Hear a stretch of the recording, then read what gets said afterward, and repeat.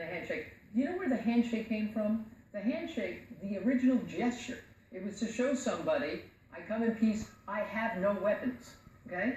That's what the handshake was all about, goodwill. So, Jeannie Bouchard, for the second time in a Fed Cup tie, this wasn't even, the tournament hadn't even started yet. This is at the ceremony. She's with Alexander Dulgheru, who she's got to play in the first round. They're taking pictures, the paparazzi's there, this is a big moment, this is a nice moment. The tie is going to begin the next day, and look what happens. I don't do that. Okay, she didn't take too kindly to that. No. Dulgheru. No, she really didn't. So then what happens? Dulgheru beats her. Sends it long. Says that whole thing, and watch what she does to her teammates. She does the fake handshake. Psych! This is, she's, I mean, Jeannie Bouchard is in trouble here. Is she going to learn from that? Does she know? Again, we've seen in this Fed Cup weekend, we've seen so many classy gestures by so many players, and then we see Jeannie Bouchard doing that. Again, I go back to the maturity and the age, and these players like to think that they're older, and they think they know best, and they try to portray themselves as being much wiser than they really are. Or tougher? What is it? I don't know, but not to shake hands for someone's not advising her properly.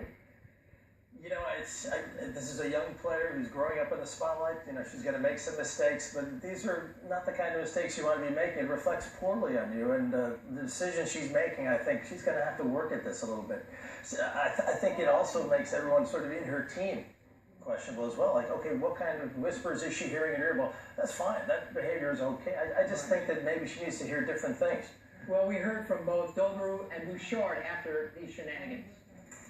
Yeah, it was an open moment at this stage, and the thing about Fed Cup is that it's a spirit kind of competition, and it's about fair play and about all those good values. Doing that, she said it's her superstition, it was nothing personal, but doing that was a bit in contradiction with those values, so it was a bit awkward. And I said, you know what, maybe that motivates me a bit more, but I just try not to think about it. I said, no, everyone has their thing. I also have my thing, so. I just don't believe in wishing my opponents to go before a match. We never shake hands before a match on the WTAs or good ever or in Grand Slams. And, you know, it's nothing personal against that specific opponent or the country or anything like that. And I'll gladly shake her hand after the match.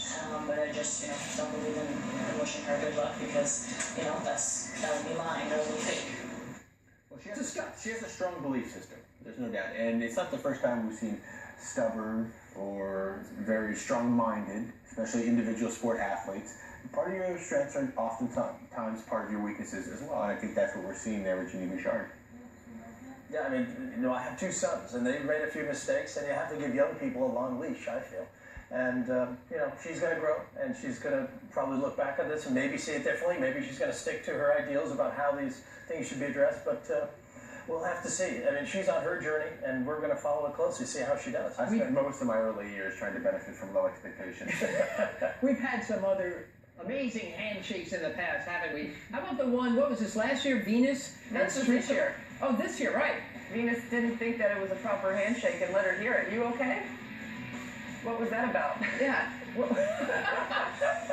Venus calling her out? Yeah. What are you giving her the limp? Yeah, this part is this gesture is important. Let's go back. It seemed like a pretty firm. No, it wasn't.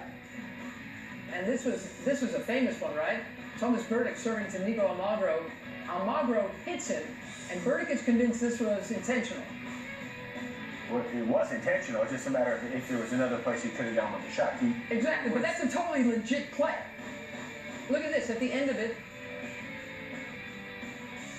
Burdick refuses to shake Almagro's hand, and he gets booed.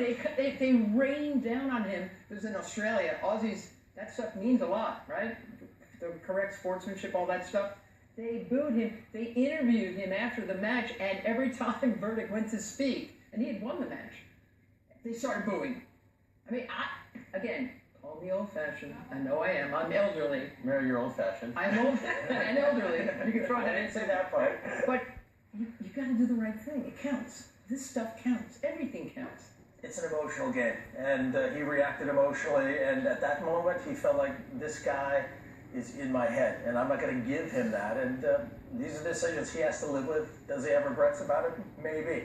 I know that perception is a big part of our world, and we perceive that to be pretty ugly, and maybe it's not quite that bad, but it is something that doesn't look good. None of us should be judged by our actions in our most emotional state and maybe by our lowest common denominator.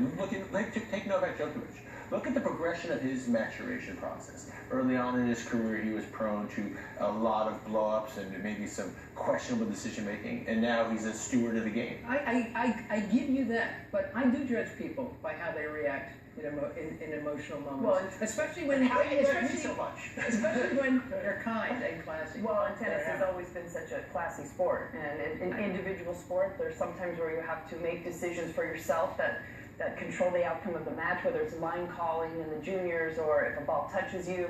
And that means a lot in the locker room. And how you handle yourself, whether you win or lose, certainly reflects a lot on your character. So then, do you not prescribe to the fact that this sport is actually too genteel now? Because you do have a lot of people that are saying... I disagree. I understand that, and I do too. But you see where people said the sport was better off. It's sports form of entertainment. We're losing to that entertainment dollar because it's too genteel. Players are too nice to each other. Back in the day when you had McEnroe and Connors and all of that contention and palpable angst and how that really added to the entertainment value. I don't agree with that. I'm just saying there are people that feel that way as well. I think we can learn from these players. I forget who said it, but if people are telling you what they're all about, you have to believe it. And I think we're learning a lot about some of these guys.